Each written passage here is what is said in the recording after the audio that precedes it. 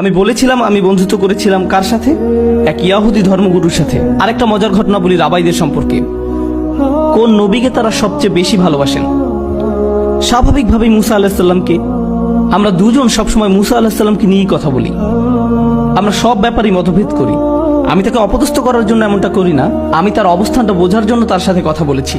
আমি বনী ইসরায়েল সম্পর্কে একজন বনী ইসরায়েলের মুখ থেকেই জানতে চাচ্ছিলাম। আমি সত্যিই জানতে আগ্রহী ছিলাম, কারণ কোরআনে তাদের সম্পর্কে এতবার বলা হয়েছে ইয়া বনী ইসরাইল। আমরা তাদের নবীদের সম্পর্কে এত শুনেছি যারা আমাদেরও নবী। তাই আমি জানতে চাই তারা কিভাবে চিন্তা করে। তাই আমরা মুসা আলাইহিস সালাম সম্পর্কে কথা বলি। একবার আমি তাকে বললাম যে তুমি হয়তো জানো না কোরআনের একটি মিরাকেল হচ্ছে মুসা নামটি। মুসা নামটি আমি তার কাছে জানতে চাইলাম মুসা নামের অর্থ কি। হিব্রু ভাষায় তারা মুসা বলে না, বলে মুসে। যেমন তাওরাতুল মুসা, কিন্তু ওরা বলবে তাওরাতুল মুসে। তো আমি জানতে চাইলাম মুসে মানে কি। মু অক্ষরটি আরবি মা এর সমর্থক। মা মানে কি? পানি। যখনই আমরা মুসা আলাইহিস সালামকে নিয়ে কথা বলি তো তাদের কাছে মুসা হচ্ছেন যিনি পানি থেকে এসেছেন। তার মানে হচ্ছে মুসা নামটি হিব্রু। মুসা নামটি হিব্রু। আমি তাকে বললাম মুসা নামটি হিব্রু নয়, এটা হিব্রু হতেই পারে না। সে বলল কেন নয়? মুসা আলাইহিস সালাম বনী ইসরায়েলদের মধ্যে থেকে এসেছেন, তাই এটা হিব্রুই হবে। তিনি কোথায় জন্মগ্রহণ করেছিলেন? সে বলল মিশরে। যখন তিনি বাচ্চা ছিলেন তখন তিনি কোথায় গিয়ে পড়েছিলেন শেষ পর্যন্ত? ফেরাউনের প্রাসাদে। কে ওনার দেখভাল করত? ফেরাউন, আসিয়া আলাইহিস সালাম। আর তখন মুসা আলাইহিস সালামের আসল মা সেখানে কাজের লোক হিসেবে আসলো। যখন ধরুন কোথাও নতুন একটা বাচ্চা আছে, কে তার নামকরণ করবে? তার পালক পিতামাতা নাকি কাজের লোক? পালক পিতামাতা। আর পালক পিতামাতা কোন ভাষায় তার নামকরণ করবে? নিজেদের ভাষায় নাকি কাজের লোকের ভাষায়? যেখানে তারা সেই বাচ্চাকে রাজপুত্র হিসাবে গড়ে তোলার কথা চিন্তা করছে, তাহলে বাচ্চার নামকরণ কাজের লোকের ভাষায় হবে নাকি মালিকের ভাষায় হবে? মালিকের ভাষায়। আর মালিকের ভাষা হচ্ছে মিশরীয়, হিব্রু নয়। তাদের ভাষা ছিল মিশরীয়, সুতরাং তার নাম মিশরীয়, হিব্রু নয়। কিন্তু মিশরীয় ভাষার সমস্যা হচ্ছে সেটা হারিয়ে গেছে। রাসূলুল্লাহ সাল্লাল্লাহু আলাইহি ওয়াসাল্লাম যখন এসেছিলেন তখন ইজিপশিয়ান ভাষা মরে যাওয়ারও 3000 বছর হয়ে গেছে। কেউ ওই ভাষা জানতো না। তাই কেউ যদি রাসূল সাল্লাল্লাহু আলাইহি ওয়াসাল্লামের সময় জিজ্ঞাসা করতো মুসা নামের অর্থ কি, কেউ আপনাকে তা বলতে পারবে না। কেন? কারণ ইজিপশিয়ান ভাষা ইতিমধ্যে মরে গেছে। আমরা সৌভাগ্যবান ইজিপ্টোলজির কারণে ওই ভাষাটা আবার পুনরুদ্ধার করা হয়েছে আর অনুবাদও করা হচ্ছে। হায়ারোগ্লিফিক্স যেটাকে বলে সেটা কিন্তু এখন অনুবাদ করা যায়। তাই এর সাহায্যে আমরা এখন মুসা নামের অর্থ বের করতে পারি। নামের অর্থ বের করার আগে আমি আপনাদেরকে কোরআনের একটি আয়াত বলি। মুসা আলাইহিস সালামকে প্রাসাদে আনা হলো। তার পালক মা তাকে কোলে নিয়ে ফেরাউনের কাছে নিয়ে গেলেন এবং বললেন আসা আন ইয়ানফা'না আও নাত্তাখিযাহু ওয়ালাদা। এই বাচ্চা আমাদের উপকারে আসতে পারে, অথবা আমরা তাকে সদ্য ভূমিষ্ঠ হিসাবে পালক নিতে পারি।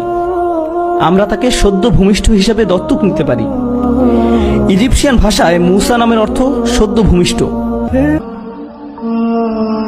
যখনই আমরা মুসা আলাইহিস সালামকে নিয়ে কথা বলি, সে ফেরাউনের কাছে আসলো আর বলল আমরা হয়তো সদ্য ভূমিষ্ঠ হিসেবে তাকে দত্তক নিতে পারি, হয়তো আমরা তাকে মুসা হিসেবে দত্তক নিতে পারি। কুরআন মুসা আলাইহিস সালামের নাম ওয়ালাদান হিসাবে ইতিমধ্যেই অনুবাদ করে দিয়েছে। কুরআন ইজিপশিয়ান ভাষা জানতো যখন সেই ভাষা ইতিমধ্যেই মৃত। কুরআন নিখুঁতভাবে সেটা অনুবাদ করে দিয়েছে। আসিয়া রাদিয়াল্লাহু তাআলা আনহু ওনাকে মুসা নামে রেখেছিলেন। আর কুরআনে বলা হচ্ছে আমরা তাকে সদ্য ভূমিষ্ঠ হিসেবে দত্তক নিতে পারি। আও নাত্তাখিযাহু ওয়ালাদান। সুবহানাল্লাহ। আমি তাকে বললাম আমাদের যা আছে তোমাদের তা নেই। সব ব্যাপারেই তার সাথে আমার দ্বিমত ছিল। আর এটা আমাদের পরিচয়ের একটি অংশ যে আমরা ভিন্ন মত পোষণ করব। আমাদের কাবা, আমাদের রোজা রাখার দিন, নবী, সবকিছুতে। যাই হোক, আবার আমাদের আসল আলোচনায় ফিরে আসি। আল্লাহ এখন আমাদেরকে কত দিন দিলেন? 30 দিন। এখন আপনারা বলুন, আগে কি এর থেকে বেশি দিন ছিল নাকি কম দিন ছিল? কম ছিল। ওই রোজা না করতে পারলে তার ক্ষতিপূরণ কয় ভাবে করা যেত? 2 ভাবে। হয় আপনি নিজে রোজা রেখে দিতে পারতেন, অথবা গরিবকে খাওয়াতে হবে।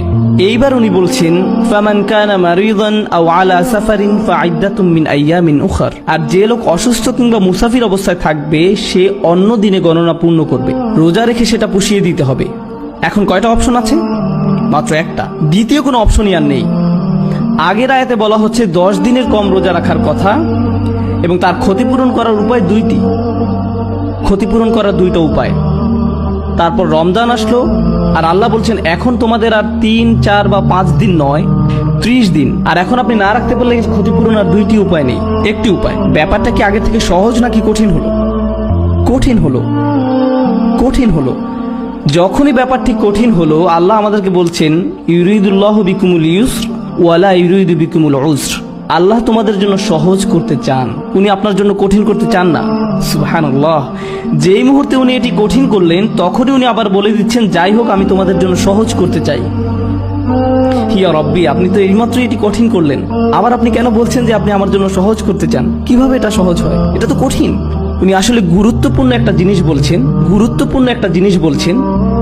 এর থেকে প্রথম শিক্ষাটা হলো আল্লাহ মুসলিমদের জন্য রমজানে রোজা রাখার শক্তি দিবেন। আর উনি রমজান মাসেই রোজা রাখাকে বছরের অন্য যে কোনো সময়ের চেয়ে সহজ করে দিবেন। আমি গ্যারান্টি দিয়ে বলতে পারবো, আপনি যখন রমজানে রোজা রাখবেন তখন অন্য যে কোনো সময়ের চেয়ে সহজ হয়ে যায়। কিন্তু এর 1 সপ্তাহ পরেই রোজা রেখে দেখেন, ওইটা 10 গুণ কঠিন হবে। কারণ আল্লাহ বলছেন উনি আমাদের জন্য সহজ করতে চান। ওই 30 দিন অন্য দিনে 3 দিন রোজা রাখা থেকে অনেক সহজ। সুবহানাল্লাহ। এটা হচ্ছে প্রথম অর্থ, আল্লাহ আপনার জন্য সহজ করতে চান। দ্বিতীয় বিষয় হলো, আপনার ট্রেনিং যদি 2 বা 3 দিনের হয়, 4 দিনের হয়, আপনি কিছু প্রশিক্ষণ পান, কিন্তু আপনার ট্রেনিং যদি 30 দিনের হয়, তাহলে আপনি কি বেশি শক্তিশালী হন? অবশ্যই। ওই ট্রেনিং এর প্রভাবও কি বেশি দিন থাকে? হ্যাঁ।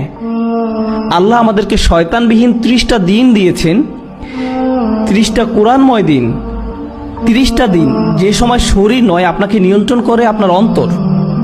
উনি একদম পরিপূর্ণভাবে এই ট্রেনিং এর জন্য তৈরি করেছেন। যখন আপনার ট্রেনিং কঠিন হয়, তখন তা শেষ হবার পর আপনি একটি সার্টিফিকেট পান এবং উদযাপনও করেন। আপনি মানুষের কাছে গিয়ে বলেন আমি আমার সার্টিফিকেট পেয়েছি, মানুষ তখন আপনাকে শুভেচ্ছা জানায়। আমাদের ট্রেনিং যখন শেষ হয় তখন আমরা কি করি? ঈদ পালন করি, আমরা উদযাপন করি। সুবহানাল্লাহ। আমরা সফলভাবে এই বছরের ট্রেনিং শেষ করেছি। কেন এই ট্রেনিং নিচ্ছি আমরা? যেন আমরা বাস্তব জীবনের সাথে মোকাবেলা করতে পারি।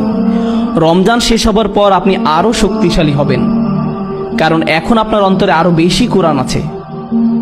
যদিও তখন আপনি আর রোজা রাখছেন না, আপনার ভিতরে কি রয়ে যাচ্ছে?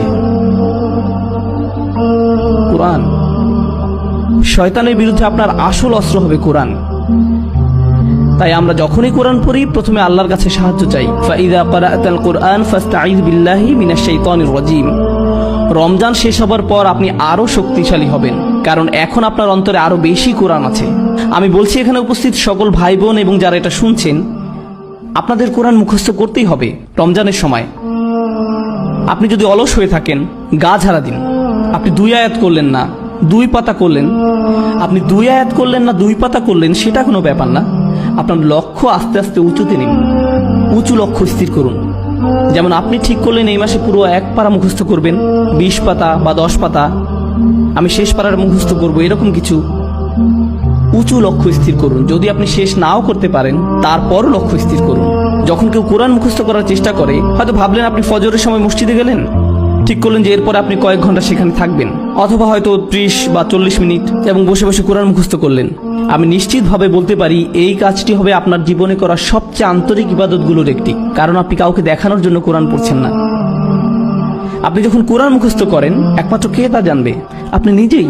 যদি আপনার এরকম সমস্যা থাকে যে আপনি কাউকে দেখলেই বলেন, হে ভাই জানেন আমি সূরা গাশিয়া জানি, যদি আপনার এই সমস্যা থাকে তাহলে আমার সাথে পরে দেখা করবেন। এছাড়া আপনি যদি কোরআন মুখস্থ করেন, তাহলে সেটা কার জন্য? আপনার নিজের জন্য। আপনি এক আয়াত বারবার পড়ছেন, আবার যতবার আপনি পড়ছেন ফেরেশতারা তা লিখছেন। যখন আপনি মুখস্থ করেন, তখন কি বারবার তা আপনাকে রিপিট করতে হয় না? যতবার আপনি রিপিট করবেন, ফেরেশতারা আপনার নামে সেটা লিখবে। প্রত্যেকবার, একবার নয়, 10 বার বা 20 বার লেখা হচ্ছে। প্রত্যেক আয়াত কোরআনের বারাকাত আপনার অন্তরে প্রবেশ করছে। যখন রমজান মাস আসে, আমাদের এটা করা